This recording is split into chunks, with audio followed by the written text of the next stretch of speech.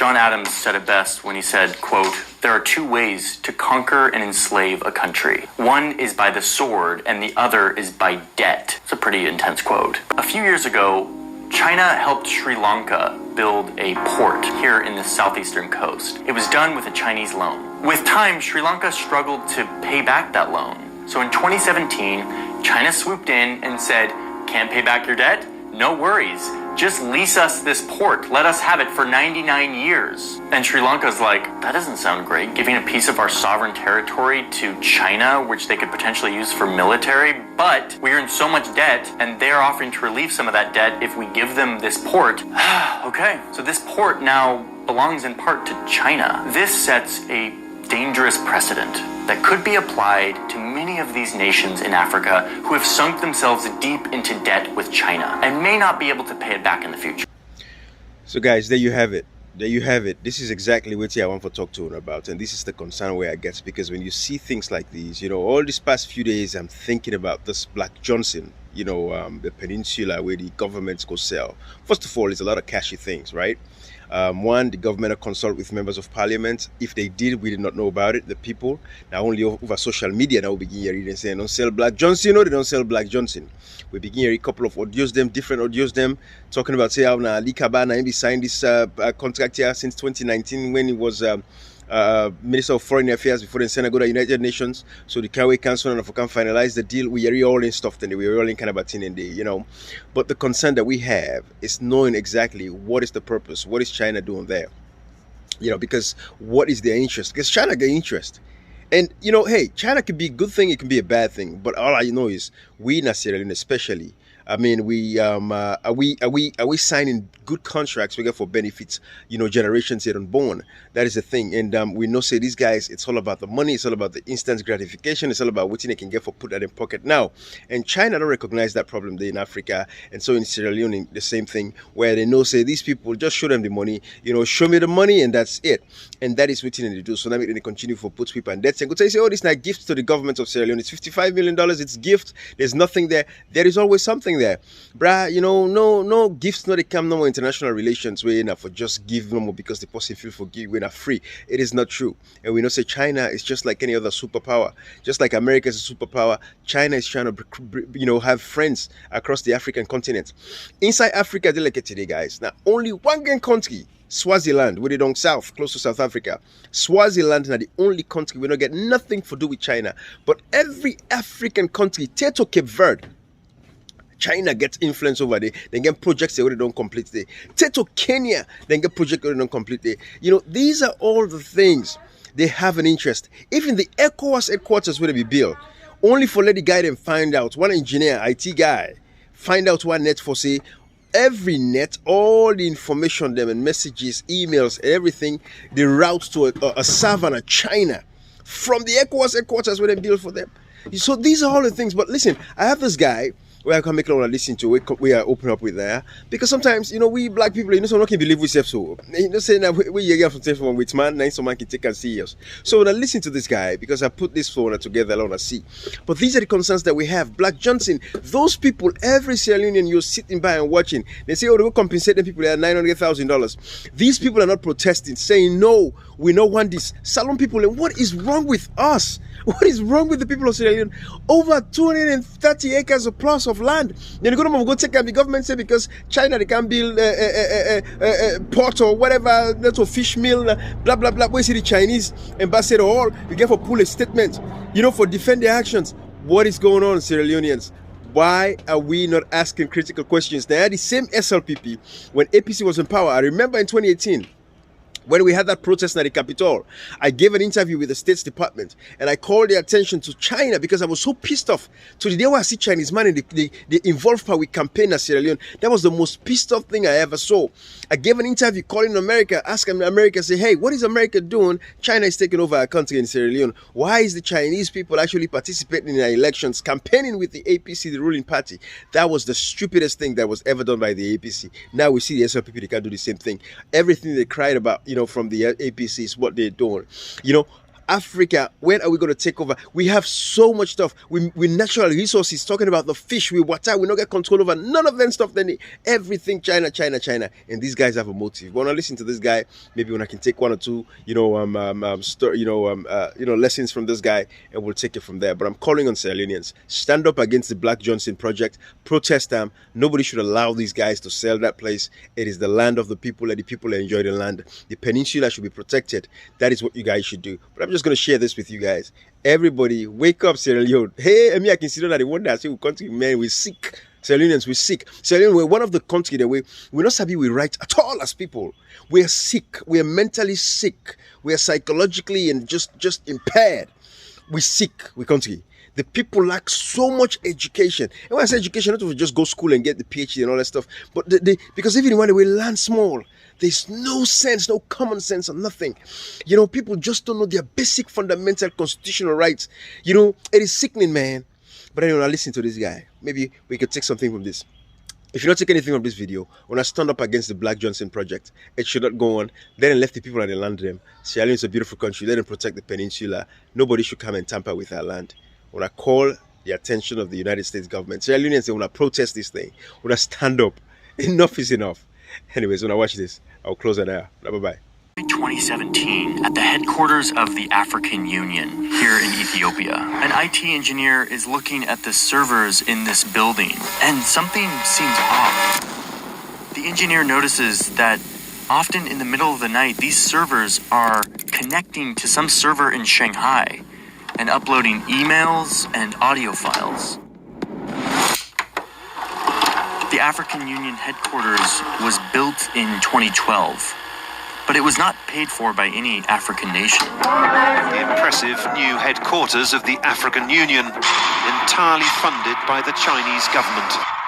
This building was a $200 million gift from the Chinese government. It was designed and built by Chinese firms with Chinese money. And yes, the servers were installed by Chinese engineers, who, it appears, left an intentional backdoor into the servers so that they were easily accessible. The African Union IT team eventually removed these Chinese servers and installed new ones. The Chinese government literally offered to install them for them, but they declined. The local IT people also swept the building, and they found microphones embedded in the furniture and in the walls. The whole building was bugged and had been feeding audio and internal emails to China for like 5 years since the building was built. China building a headquarters for the African Union and then spying on it is a pretty good symbol of what China is up to in Africa. And that's what this video is about. It's about how a growing China has rushed into Africa, mainly by building a bunch of stuff. Roads, trains, dams, mines, ports. These projects are a part of China's growth as a superpower. And it shows how this country is projecting its power on the continent of Africa. But there are questions here over why the headquarters of such an important African organization is entirely the work of Chinese construction, labor, and money. Okay, so there's this very predictable thing that you see time and time again as countries get powerful. As a country gets rich, they often start looking outward, both economically and militarily. Let me explain what I mean here. 50 years ago, China was a very poor country with a huge population. But eventually they opened up to the world. They opened up their huge population as a workforce for cheap labor, and their economy exploded. China's agrarian, urbanizing fast, you betcha, but still agrarian. Most in terms of land, not population. Come on, Michael. No, you're wrong about this. So now China is a very rich country. And remember, rich countries start looking outward. How can they project their power, connect with other countries to continue their growth? They do this for a couple of reasons. The first one is the economic reason. In the same way that the US got really rich and prosperous and started to look outward to China for cheap labor, China also got rich. And its labor eventually got expensive, wages went up, and China needed its own option for cheap labor and new growth opportunities. So they started pouring huge amounts of money, like $300 billion huge, into Africa.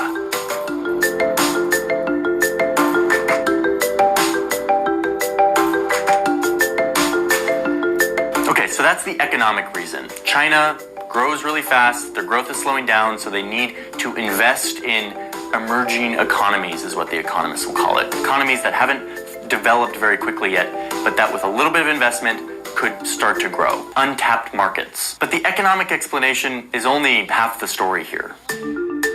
In China, economics and government power are not very separate. So to understand what China is really up to, you have to understand the geopolitical motives. And to do that, we gotta look at a map. Here are all the countries that China has projects in. And yes, I've just highlighted every single country on the African continent. I mean, besides this one down here, this little tiny country of Swaziland, they're the one holdout on all of this. These projects range from transportation projects like roads and trains, to energy like oil and dams, to real estate projects like housing developments, and then mining for things like copper. You have everything from a shoe factory in Ethiopia to a $6 billion Chinese-financed dam in Nigeria, to a massive suspension bridge in Mozambique, the longest in Africa.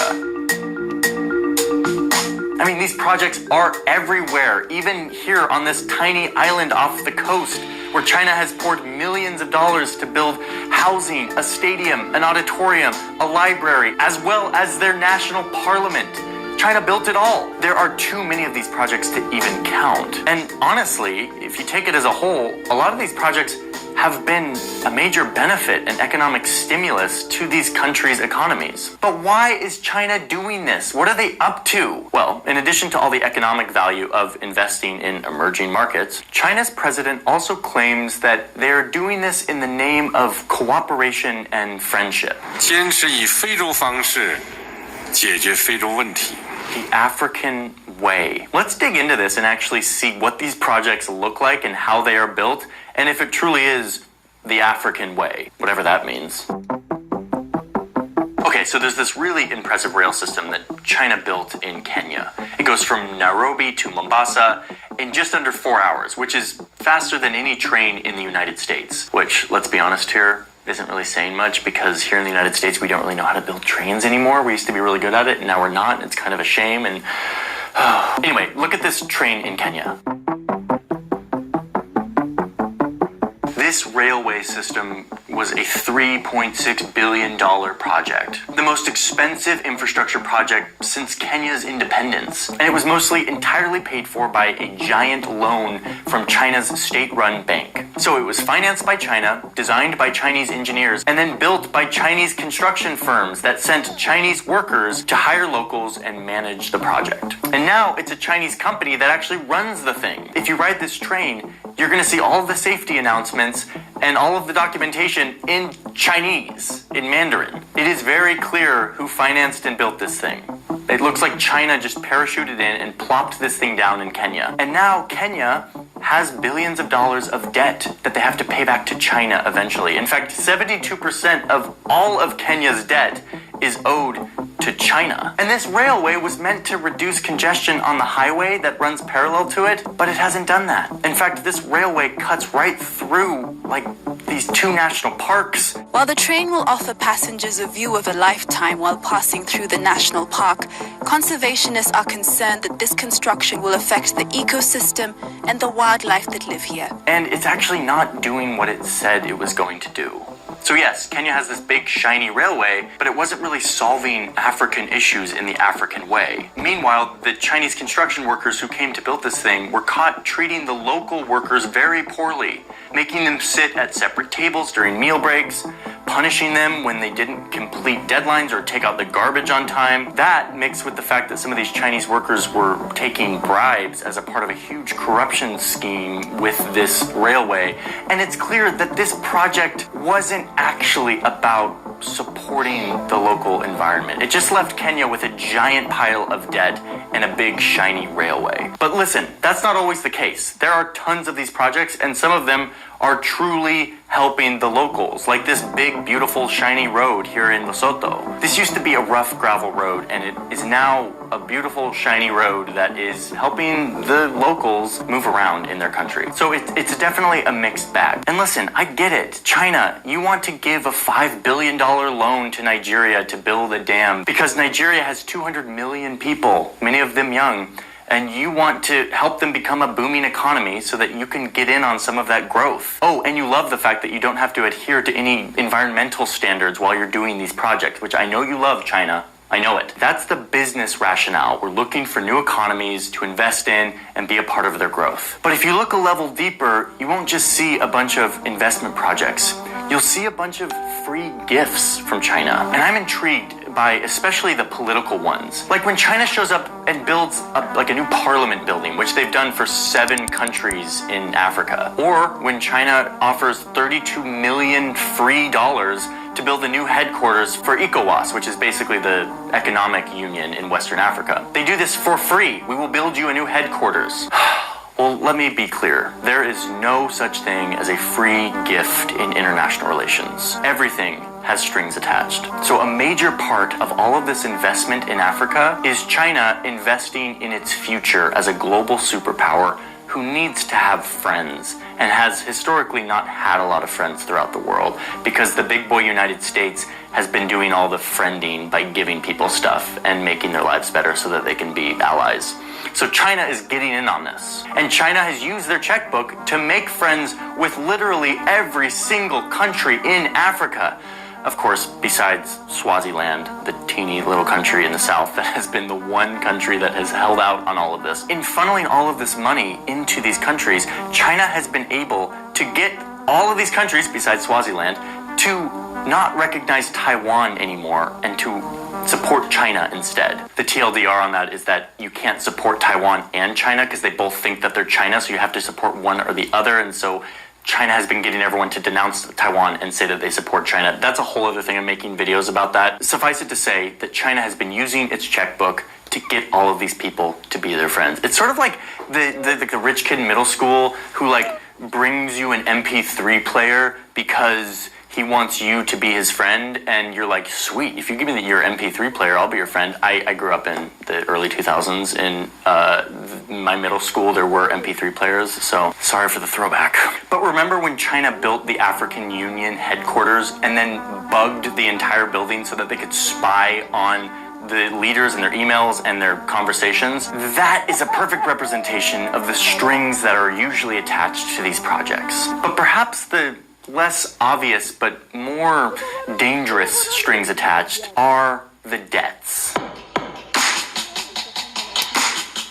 John Adams said it best when he said, quote, "There are 2 ways to conquer and enslave a country. One is by the sword and the other is by debt." It's a pretty intense quote, but it really applies here. So many of these projects have been paid for by Chinese money through loans. African nations diving deep into debt. We all know that when you owe someone money, that person has a lot of power over you, especially if you get to the point where you can't pay them back. And this isn't just theoretical. A few years ago, China helped Sri Lanka build a port here in the southeastern coast. It was done with a Chinese loan. With time, Sri Lanka struggled to pay back that loan. So in 2017, China swooped in and said, "Can't pay back your debt? No worries. Just lease us this port. Let us have it for 99 years. And Sri Lanka's like, that doesn't sound great, giving a piece of our sovereign territory to China, which they could potentially use for military, but we're in so much debt, and they're offering to relieve some of that debt if we give them this port. Okay, so this port now belongs in part to China. This sets a dangerous precedent that could be applied to many of these nations in Africa who have sunk themselves deep into debt with China and may not be able to pay it back in the future. So China is growing and honestly behaving like any superpower would when they are growing this quickly. I mean, if we wanted to make a video about how the US has projected power throughout the years, it would be a lot worse of a video, okay? So let's just make it clear that China's a superpower, they're doing their superpower thing. This is very normal superpower behavior. Doesn't make it right, it just makes it very normal and typical. China has taken a specific interest in Africa, which has led to countless infrastructure projects, which have been, honestly, an impressive sight to behold, but has raised questions of what are the actual motives here. They're not just business and economic. And the bigger question that I want to keep an eye on going forward is, how is all this debt going to play out? How will African nations who are so deeply indebted to China have to service that debt in the future? And what will happen if they can't pay it back? Roland. Saints.